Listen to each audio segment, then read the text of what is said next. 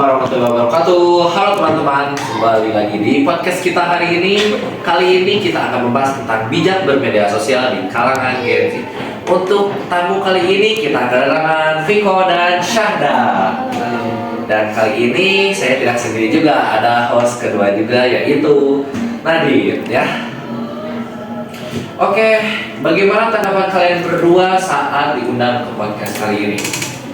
Sebelumnya saya ingin mengucapkan terima kasih kepada host yang telah mengundang saya untuk dipercayai memberikan pendapat kepada topik yang akan dibahas hari ini. Oke, kita masuk ke sesi pertanyaan ya. Untuk pertama saya ingin bertanya kepada Viko, apa pengertian etika digital dan mengapa sangat penting bagi kalangan remaja?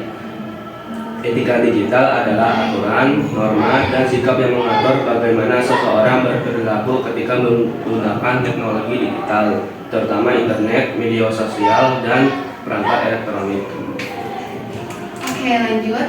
Aku akan bertanya kepada Syahda, apa saja contoh pelanggaran etika digital yang sering terjadi di kalangan pelajar, misalnya di media sosial atau pengerjaan kegiatan Mungkin contoh yang pertama yaitu seringnya penggunaan kata-kata kasar dalam lingkungan pertemanan yang sudah kita ketahui ini merupakan tindakan negatif yang akhirnya bisa memengaruhi lingkungan pertemanan menjadi buruk.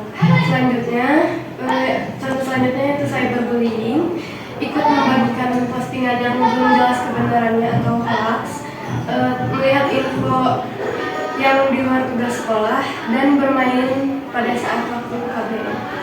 Oke, lanjut ke pertanyaan kedua. Bagaimana cara remaja bisa menerapkan etika digital dalam kehidupan sehari-hari agar aman, bijak, dan bertanggung jawab di dunia maya?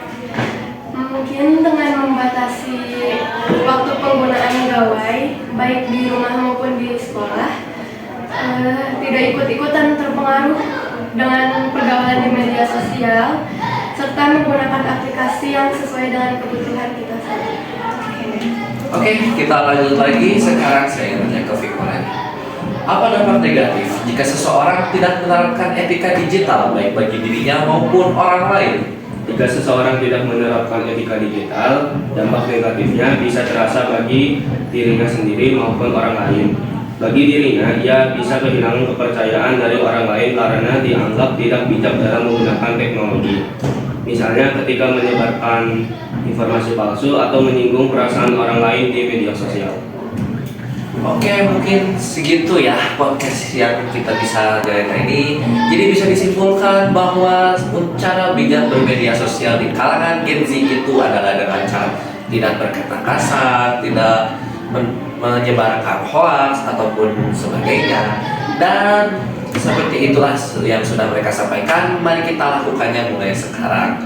Oke, terima kasih semuanya. See you on the next podcast. Dadah.